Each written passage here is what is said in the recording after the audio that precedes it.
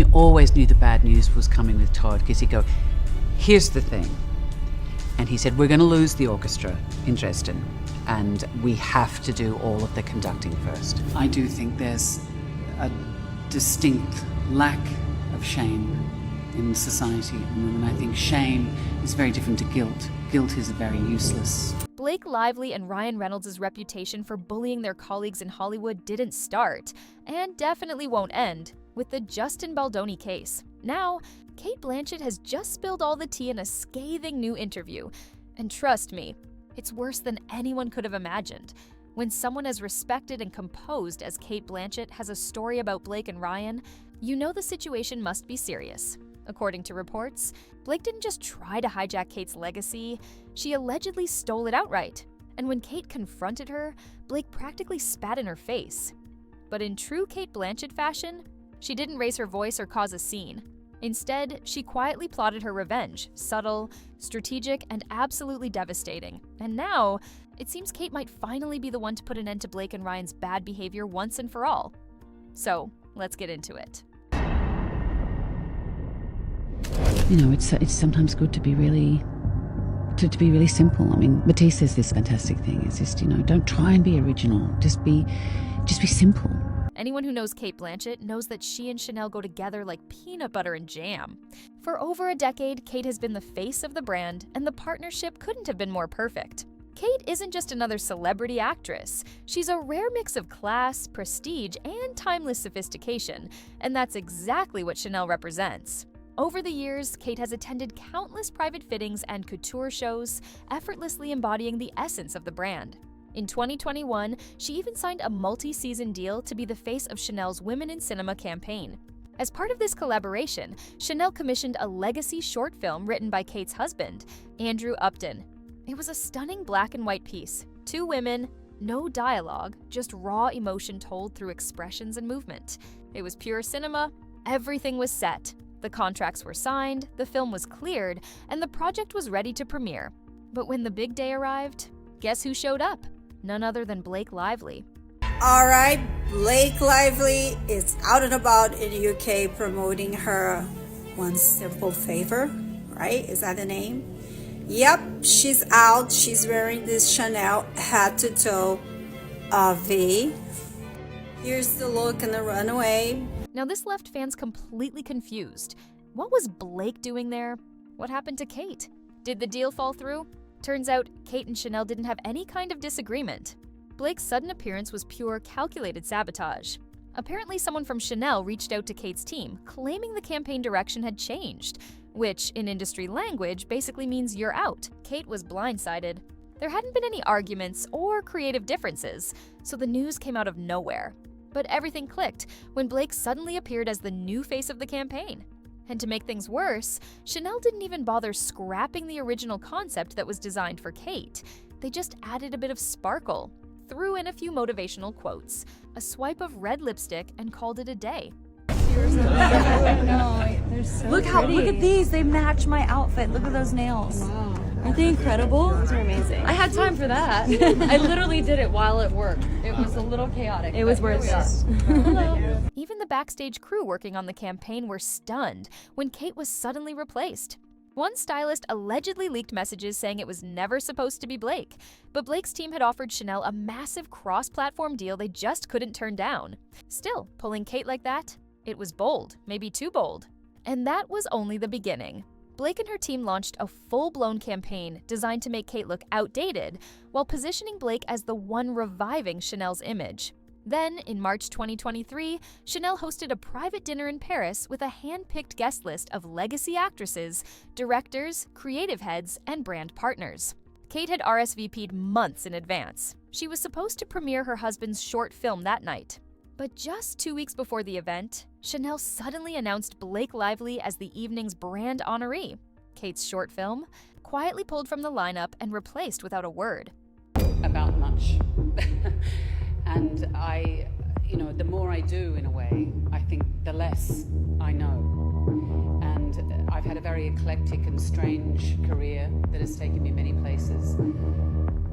But perhaps if there's any connective tissue in my career, it's the desire to know. It's the quest to unlock what it means to be human, that strange nub of fearful, joyful uncertainty that it is to be a human being. To live a creative life, it's fueled with uncertainty and doubt. It's the DNA of how you begin any project. You have to humble yourself and say, I don't know, and I'm here to find out. Blake's theme for the campaign was cross-platform storytelling through beauty, film, and wellness. Despite everything, Cate didn't back out. She arrived at the Paris dinner poised and graceful, determined not to let the drama rattle her. For a while, things went smoothly, until Blake made her move. According to an insider, Blake was seated at a nearby table with a senior Chanel creative. During dinner, she was overheard saying, "I just feel like I could bring something fresh to it."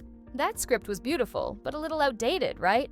The creative reportedly laughed and replied, "You mean Andrew's script? I didn't even realize it was her husband's until later. But, I mean, legacy doesn't sell to Gen Z." Cate, sitting only a few feet away, heard every word. She didn't confront them, didn't cause a scene, but witnesses say her expression changed instantly. The confidence she walked in with faded, replaced by quiet disappointment. But the story doesn't end there. Fast forward to April 2023, the first rollout of Blake's Chanel x Netflix crossover campaign. Here's where things went completely off the rails. Chanel's PR team apparently forgot to pull a feature that had been approved back when Cate was still the face of the campaign. The British fashion magazine ran a glowing article referencing Andrew Upton's short film and Cate's deep creative collaboration with Chanel. The problem? The article went live on April 16th, with all that information still intact. Well, I always approach every role as a woman because I am. I don't really think about that. I do think there's a distinct lack of shame in society at the moment. I think shame is very different to guilt. Guilt is a very useless emotion. I don't know what you do with that. But shame and regret and the lessons one can learn from that are, I think, are very powerful. The article stayed live for only 3 hours, but that was enough time for screenshots to spread all over social media. Within minutes, people began calling Blake out, accusing her of stealing Cate's legacy and trying to bully her into silence. Cate never directly addressed the situation, but she subtly responded during an acceptance speech for a humanitarian award in Berlin. According to an insider who recorded the speech, the clip has since been taken down, Cate said, "There's a difference between honoring a story and owning it like it was always yours. One builds legacy, the other builds ego." That one line went viral, and the backlash against Blake only grew stronger. Her PR team quickly jumped into action, but instead of handling things calmly, they got defensive. They clearly underestimated how loyal Cate Blanchett's fans are. Before long, Blake's campaign started to fall apart. A planned appearance on a popular YouTube fashion talk show was suddenly canceled. The official reason was scheduling conflicts, but insiders revealed that the host had planned to ask Blake directly about what really happened with Cate and the Chanel campaign. Behind-the-scenes footage later leaked, showing the host rehearsing the intro and confirming that those questions were indeed part of the script. Canceling the interview was the only way to avoid making the situation even worse. But even without the interview, the damage was done. Blake's reputation took a major hit, and she was being painted as the villain in the story. Meanwhile, Cate didn't retaliate or make any public jabs. She simply moved on to her next project, calm and composed, as if the drama had never affected her at all. That quiet grace spoke louder than any response ever could. There was an article recently saying that Leighton and I were frenemies, and it's frenemies. Is that the new term, frenemies? Yeah, we're friends, but we're also enemies. And it's really strange because they always want to pit women against each other. You don't hear about like Penn and Chase hating each other and being jealous and competitive. 2 seconds later. I think I'm just brunette because of the books. And everyone knows blondes are nicer anyway.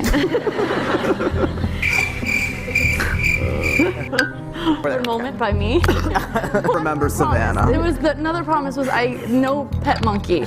Yeah. Chuck has a matching pet monkey with coordinating outfits, and I was like, I would love to be part of the show, but I can't act with a monkey. And then I got a few of them. I'm just kidding. Come on, it was a joke. Lord have mercy. Your wardrobe. That is important. Very good. It's very important. This is wardrobe. This is wardrobe. This was on the return rack. I think it was hers. So I had to go and like slip them cash to wear it today. In June 2023, Cate and her husband Andrew premiered an original two-person play at the Sydney Theatre Company. The play was entirely written by Andrew and directed by Cate, but it wasn't a big splashy affair. They weren't trying to make a comeback after Chanel's betrayal, and there was no PR buildup for the release. The premiere audience consisted solely of film nerds and genuine theater lovers. Apparently, the play's original title was Lines That Weren't Meant to Be Read, but it was later changed to The Credit, which many interpreted as a subtle jab at Blake Lively for failing to give Cate proper credit despite allegedly stealing her work. Hi, my question for Army. On Gossip Girl, who was the biggest diva on set? Biggest diva on set of Gossip Girl. You can say it because it's so far away from where you are now. That show's over. I suggest that you do not pass on another question. By the way. Thank you, Chelsea. I wish I could take all of my passes back and use them all right now. Yeah. Let me just say, that was a tough show to film, and I didn't end up actually filming all of the episodes I was supposed to because it was such a tough film. Really? Literally, you said, get me out of this. It was also like, get him out of here. Really? Yeah. So it just literally was that. Whose love interest were you? I was Blake Lively's love interest. You were? Yeah. Okay, well then. Sounds like she was the problem. It sure does, Chelsea. No, that's not what I'm saying. That's exactly what I was thinking. Don't put words into his mouth. Yes. Because my foot is already there. No, it is not. No, continue. Sorry, it's your show. No, please, you continue. I'm interested in what you... No, I like Sorry. I need another drink. Hey, Katie. Hey, y'all are cracking me up. Cate handled the Blake and Chanel situation with a level of grace that many other actresses either don't possess or can't afford. Many felt Blake had crossed the line by trying to bully and silence Cate. What most didn't realize, however, was that Cate wasn't the first or the only actor Blake allegedly treated this way. Blake reportedly has a history of bullying co-stars and crew members, attempting to steal the spotlight when it wasn't hers.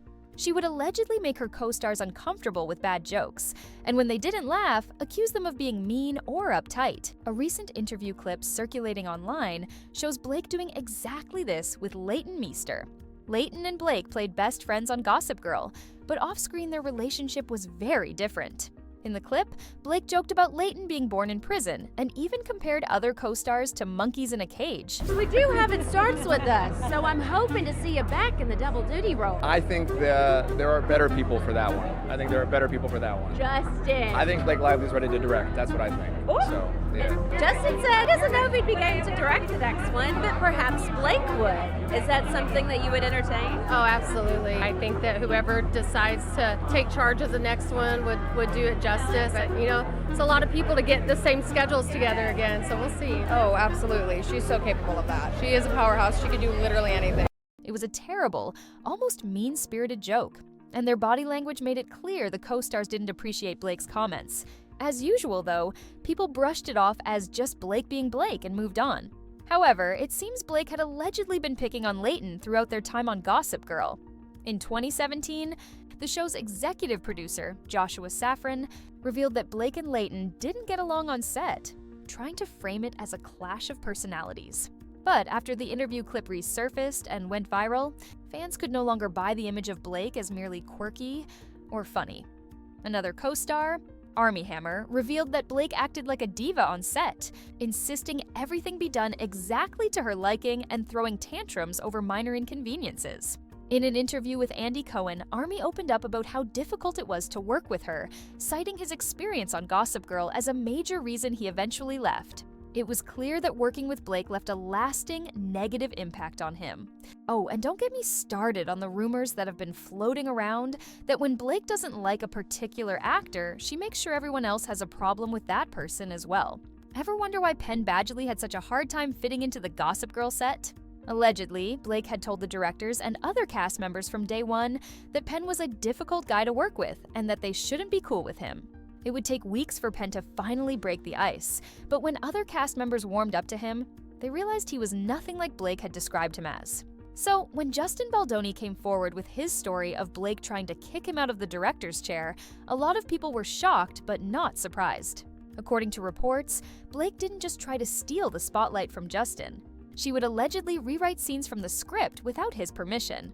And when he refused to use her version of the script, she would threaten him with her dragons, her bestie Taylor Swift, and her husband Ryan Reynolds. But that's not all. Allegedly, Blake went behind Justin's back to lobby Colleen Hoover for the right to direct the next part of the movie. Mind you, this was before any of the lawsuits were even filed. Justin's contract gives him the right to direct and produce every part of the film, but the contract has one little caveat. If Justin is found in the middle of any morally damaging scandal, like an SA case, he will be stripped of his title and will never get to work on the movie again. So the fact that Blake was already allegedly trying to convince Colleen to make her the director of the next film is really, really shady once you put 2 and 2 together. As for Cate Blanchett, she stood her ground and refused to allow herself to be pushed to the sideline, especially coming from someone like Blake. But do you think Cate should have handled the whole thing differently? Do you think this might just be the end of Blake's career running closer and closer? Let us know in the comments and stick around for this next juicy story.